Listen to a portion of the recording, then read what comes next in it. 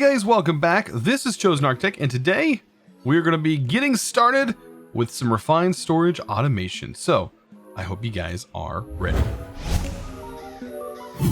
I think today we need to get some automation started with refined storage because we've kind of been lacking with that. So in refined storage, we can set up many different ways of doing Autocrafting, and I think it's about time we get that set up. Now I am going to need a little bit of space to do this, and we might just, I think I just want to clear out a little area back here temporarily to set this in. We might actually need a drop down area. That might be a good thing as well. Let's see, elevators. I have a couple of elevators I could probably use. And we would just drop it down a couple blocks down here.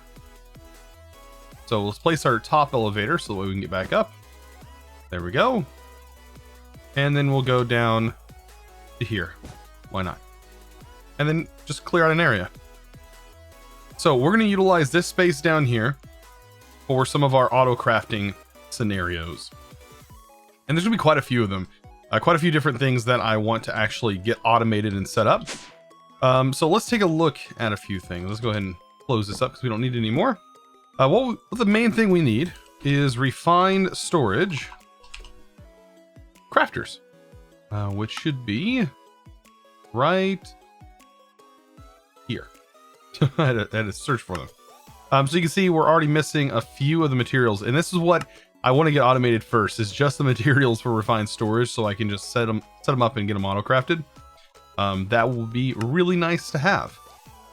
First of all, let's just make our first one, and that way we can just go ahead and set up basic auto crafting and get that all up and running.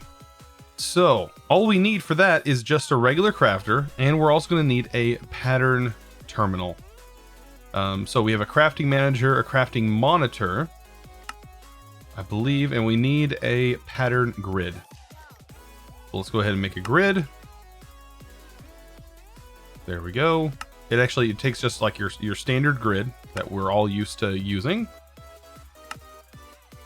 And I'm gonna need a bit more of this quartz for this. There we go. Just a regular grid. And then we're also gonna need to make a pattern. We're gonna need a bunch of these anyways, so might as well make a few. And we'll use that to make ourselves a pattern grid. Of course, the pattern grid can hook to anywhere. I'm just gonna throw it here for right now, just because it's kind of fitting. And right here is where we can set up all of our autocrafts. We can put our patterns in here, and we have the different types. We have exact, which would mean or dictionary or whatever, and then processing. We have two different types. Right now we're going to be focusing on crafting, and here in a minute we're going to be focusing on the auto crafting, or we're going to be focusing on the processing type. So let's go ahead and make our first craft, and I think that should probably be the destruction core. So you just set it in here and it will make a pattern, and we'll do the destruction core and we'll do the construction core. So these are two things that I can set up to have automated. Now we're gonna need some cable to link this all in, and we'll just break that and we'll hook this right here for right now. Perfect. So this is going to hold our patterns, and we put our patterns in here, and now whenever we need a construction core, we can just craft one, and we'll start the process, and bam, it just made one for us, and we didn't have to craft it in our crafting grid. Now processing crafting is going to be a little bit more complicated, because it's going to need a few things. Let's also get a torch. We're going to need this to be placed down here, and we're also going to need another crafter. So if we have this recipe made, let's see, refined storage, we probably want to get smelting set up. So we probably need a process binder. Needs to be something that is auto crafted, and then all of these different components need to be auto crafted. But we also need to keep in mind what it's actually going to take to make each of these components. Each of these components are going to need silicon, redstone, and iron. The main thing that we're going to run out of, I believe, is going to be silicon, or silicon, not silicone. So silicon is going to run out, and that's going to be smelted quartz. Now, I wanted to make a nice smelter. So let's take a look down here. I have... So if you didn't quite catch what you might have just heard in that last clip there, yeah, our neighbors across the street just got shot, as surprisingly as that may sound. There was a drive-by, and that was actually the gunshots that you heard from just across the street. Literally, just on our corner block. That was awfully scary. But anyways, our family's all safe and everything. All of it got dealt with. Took about 2.5 hours. Police and all that stuff. Yeah, we had to go through, and luckily my family lives nearby as well, and they actually caught most of it on footage on camera with ADT. So luckily that was caught, but still quite scary, as you heard in the footage there. That was, yeah, caught me off guard just a little bit. But anyways, back to getting to talking about what I was going for, and that was me kind of getting into saying this is a premium essence and stuff. We actually need to take it now and start utilizing it, because I want to get a Autocrafting furnace up and running. So to do that, let's take a look at mystical agriculture and then the furnace. So these guys are what we need to be making, and we're gonna need a few of these for each one. So it'll be let's see, 2, 4, 6, 8, 10 of these prosperity ingots. So that should be plenty. And then I also want to break down some of this to get it broken down into each tier. That should be 64, and then that should be 64. Perfect. Now, I do have Inferium, so I really shouldn't have to worry about that too much. So I'm going to need 2 of these for the Inferium. We're going to need 2 of the Prudentium ones. All right. We're also going to need 2 of the Tertinium. I guess that's how it's pronounced. Or Tritinium. There we go. And vice versa, we're going to go with this one as well. And this one, actually, I need to break this down for. Awesome. So we should totally have enough to be able to produce this. Definitely. All right. And then, yeah, I'm just going to go ahead and get the rest of this crafted. It's going to be a progression of crafting it up, you know, one right after another. Of course, we're going to require the block form of each. So there's this. And then the block form of this, in which I do have everything for it. And of course, we're going to keep scaling it up over and over again. Actually, we'll probably do it all here on camera. I think we have literally everything we need. I think this is the only thing that we don't have enough to make a block of. But there we go. Look at that. And then last but not least, I just want to see how fast this crazy fast this is. Because I know this thing is going to be quite insane. Okay, so that's the only one we didn't make the bricks for. And okay, let's just take a look at this thing. I just want to place it down for a moment. Let's grab some blaze rod, as that can work as a fuel. And something that can be smelted. Well, nether quartz can be smelted. That's what we're going to be setting up. Look how fast that is. Ridiculous. Oh man, this is going to make automation so much easier. Look how fast that pulls out. So we can get ourselves stuff done very quickly, and it doesn't use much blaze at all to do this, and we can keep it filled with blaze, as we always have a fuel source. That is perfect. Okay, so now that we know all of that, we have our patterns over here, by the way. These patterns were the crafting patterns that we were working towards. So we can actually go ahead and throw these crafting patterns in here. Now, like I said, we needed the silicone for them. Or the silicon, not silicone. And this stuff right here is the other process that I want to get automated. So how are we going to do that? Well, we know that 1 quartz equals this, so we go over to processing. And we set, not 64. I usually pull this out. I don't know why that's, there we go, shift, like. I put 1 in, and 1 here. And then we can make a process that the input is nether quartz, the output is silicon. And for this, we are going to need another crafter. So I think we have everything needed to make another crafter. We just need a construction core and another deconstruction core. Yes, and we have everything but the quartz. By the way, we also need to get that auto-crafted as well. So this will go on our furnace, though. Very nice. So this will go on our furnace, and we're probably going to need a exporter? No, an importer. Because we're going to be importing into our system. We need another destruction core and to make an importer. And then we're just going to utilize the cables for this. Now, you can also use an exporter and have the exporter feeding this with fuel, which I definitely should probably do. Let's go ahead and do that just to make sure that we do have that process going as well. And we'll just use blaze rod since we have a constant supply flowing in. So let's get this process set up. It's going to be a little bit different, but this is the processes that we have to go through in order to get these things to work. So this guy will go down, and this is why I needed a bit of room, is so that way we have room for these different processes that we're going to set up. So if we have a furnace here, right? The side is usually where I input, so I can put my exporter, which is going to export out of our system, and that exporter is going to put blaze rods inside. So you can see blaze rods are going to be inserted into the top. And then right here is going to be a crafter. This needs to be facing, this side that you see right here, needs to be facing into the block that you need items input into.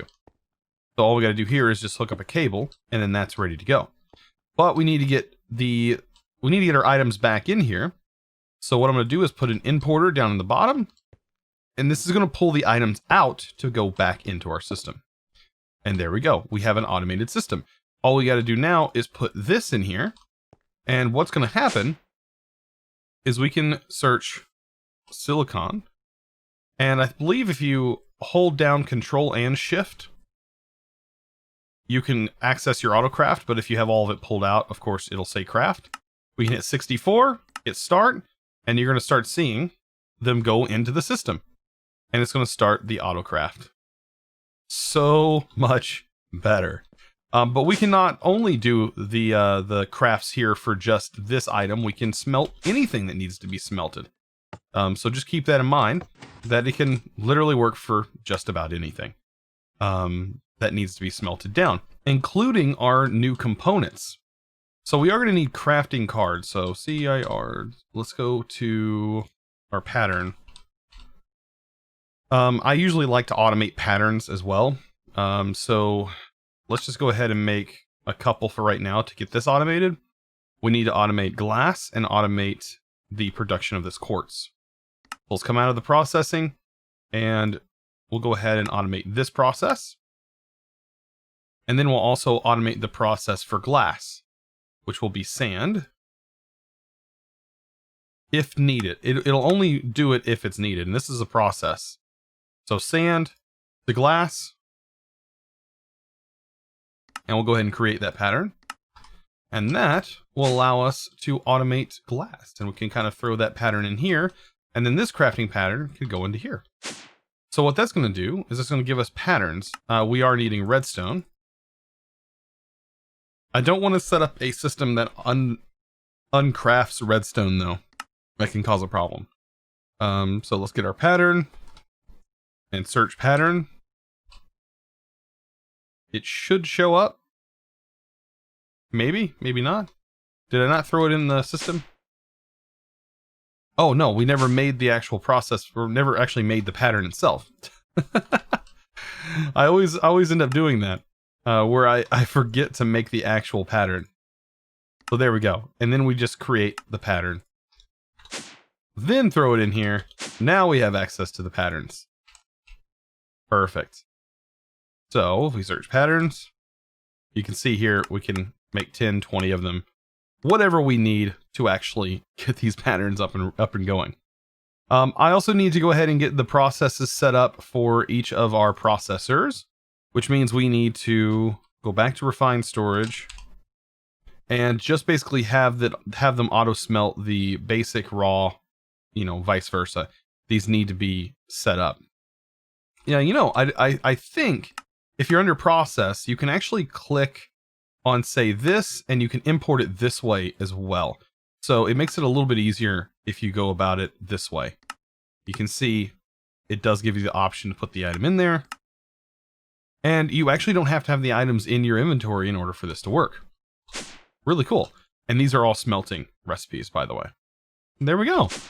So we're pretty much set up, and that's what I really want to get done. I wanted to get the processors automated, because making 64K drives take a lot of work to get that started. And to be able to get into any of the advanced stuff related to refined storage, I want to make it a bit easier on myself, so I don't have to sit there and just stay in a crafting grid for hours. You can even request crafts from here, from your wireless crafting terminal, which is amazing. Not only that, by the way, next episode, we're definitely going to be using the Supremium. Right now, we don't have enough Supremium, I think, to get us started. Let's take a look at Mystical Agriculture. I want to get started on the armor, and it does look like the armor doesn't just give you flight like it used to. It looks like you have to make a flight module, which is over here somewhere. I did see that there was a flight. This right here, you'd probably also want the no fall damage argument. And I don't know if these slot onto each individual armor piece, as things have changed a little bit. Definitely. AoE, like there's a whole bunch of different augments and stuff that you can add to your gear. And I don't know if it's anviled on there. I don't know if it's combined on there. I don't exactly know how it's put on there, but I do know that it's made in our regular infusion setup, which is very easy to do. As you can see, though, it uses a bit of Supremium. And taking a look at the armor, just take a look at the sword. The sword is totally doable. We can make this today. But our armor is going to take a bit longer, as we need all of it for each individual piece. And it's almost as if we are going to have to, I would say we can autocraft, but I think it's going to be just better just to sit down and just actually craft out each individual piece and kind of know what we're going to need. Like we know we're going to need a bit of iron and different materials and things like that. But we can actually probably make the sword today. The sword also requires basically the same setup we just did with the diamonds. So Mystical Agriculture, basically taking this and say we go to 64 here. So we take that and we split these down into their final pieces. We know that this is going to create 64 there. There we go. And then we'll split that. And that will make Inferium, which we didn't really need. And then we throw all this in. Let's see. Let's go ahead and see if we can make that sword. So we'll add it to our list. And yeah, we're going to have to keep going down the rabbit hole. We're going to need 10 of these. And 10 of the prosperity ingots. And I guess it would probably be a good idea to highlight each ingot that's needed, right? Yeah, I think it would be a good idea. So we go all the way down. That ingot, that, and that. And this will make it way faster, by the way. Perfect. And then we can go through each sword as well. I don't even know what the base sword requires, but I know that they're just basically going to be upgraded from this diamond sword, it looks like. Let's see, base sword. Yeah, it's just going to be us making each individual ingot. So 2 of those, 2 diamonds, and we'll just get our inventory set up for it. We take our sword, upgrade that sword, upgrade it to the next tier, which is just by putting this sword in here. The next one after that, and this one. And last but not least, the Supremium sword. which does 25 base damage. I don't even know what to test with this. It's just so powerful. I mean, it's gonna one-shot anything we touch. Like, it doesn't, like, this is so pitiful to even test that on there. But yeah, like, here's this guy. Maybe that's one shot. And it's also unbreakable. And it doesn't even have any enchants on it. And yeah, this is one powerful beast of a sword. Kind of excited. By the way, our mana pools are also so full that I need to be making just a bunch of Terra Steel. Like, oh man, there's so many things I need to be doing. Like diamonds. I just need to be converting diamonds and ender pearls. Oh, we need more ender pearls. we just need all of this stuff. Just to continue, because I'm just kind of going way too fast.